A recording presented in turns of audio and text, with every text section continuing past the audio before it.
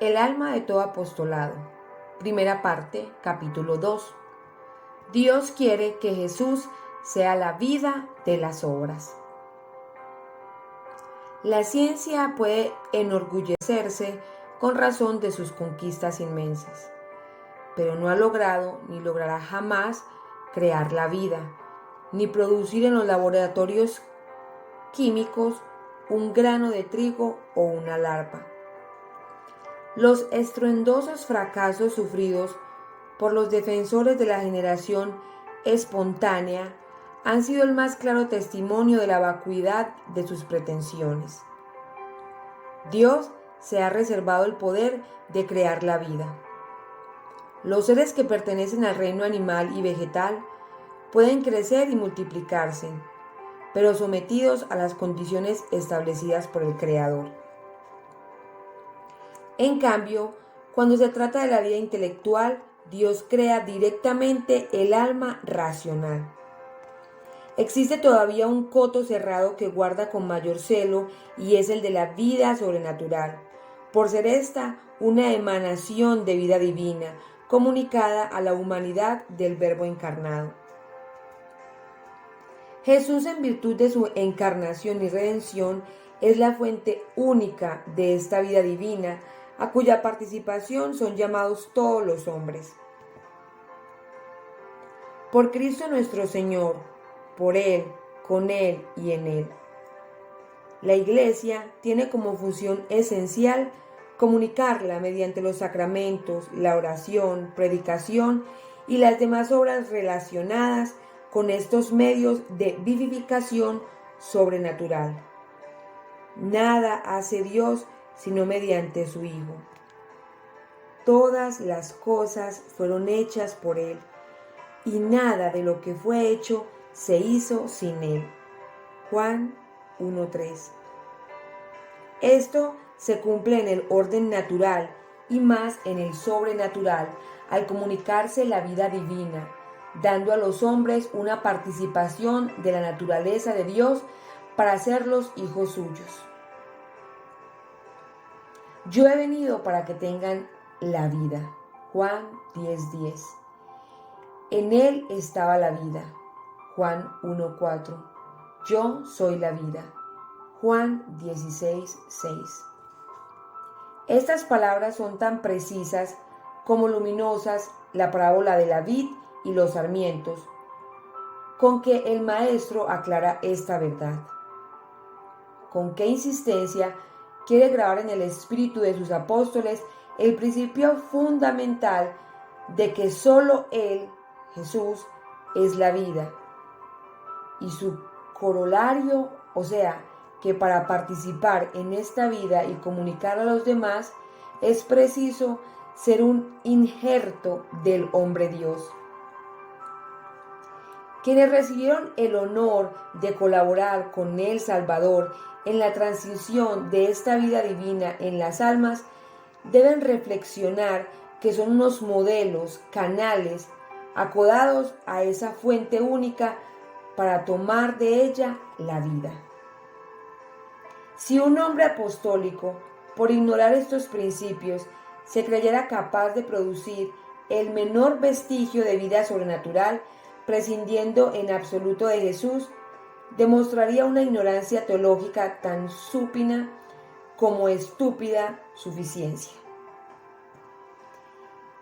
Y si reconociendo que el Redentor es la causa primordial de toda vida divina, el apóstol, olvidándose de esta verdad cuando actúa, y cegado por una presunción tan incomprensible como injuriosa para Jesucristo, no contase sino con sus propias fuerzas, cometería un desorden que, aunque menor que el anterior, no sería menos intolerable a los ojos de Dios.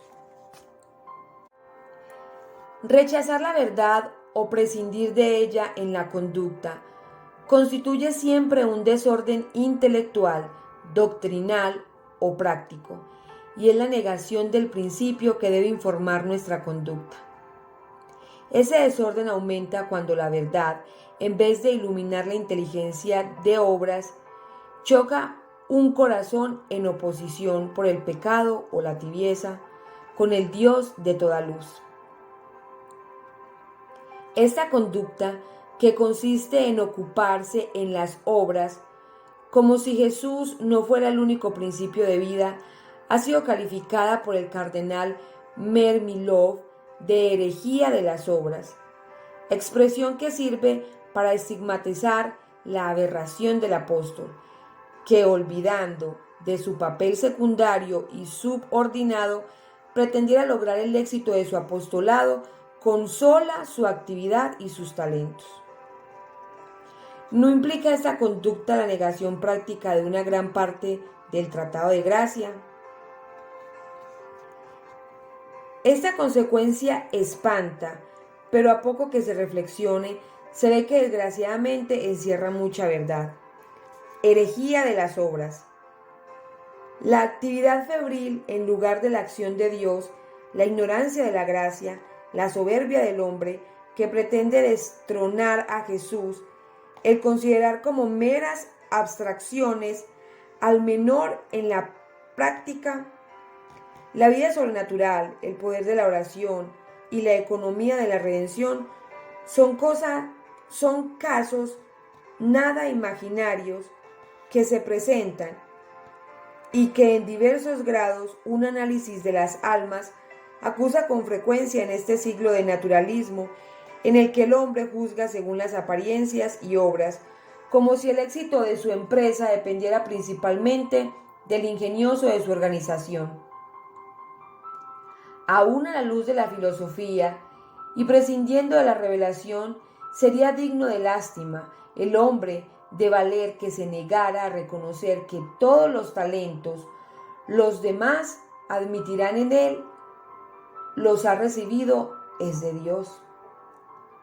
¿Qué impresión produciría en un católico instruido en la religión el espectáculo de un apóstol que hiciera ostentación, al menos implícita, de prescindir de Dios en su tarea de comunicar a las almas la vida divina, aún en sus menores grados?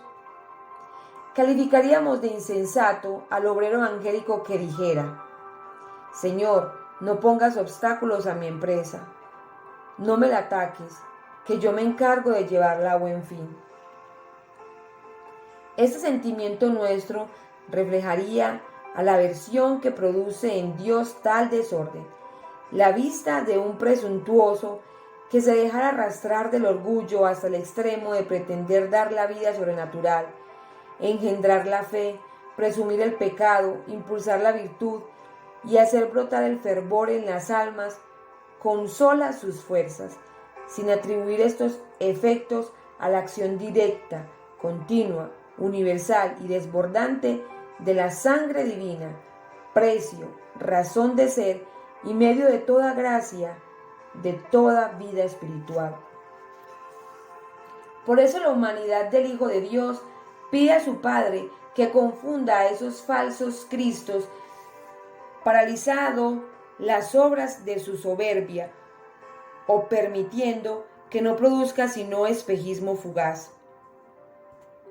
Y en excepción hecha de la acción que ex opera operato, por la obra realizada, se realiza en las almas, Dios está como obligado con el Redentor a retirar al apóstol hinchado de suficiencia sus mejores bendiciones para concederlas al sarmiento que con toda humildad reconoce que su savia no le viene sino de la vid divina. Que si Dios bendijera con resultados profundos y duraderos una actividad envenenada con ese virus que hemos llamado herejía de las obras, daría a entender que alentaba el desorden y permitía su difusión.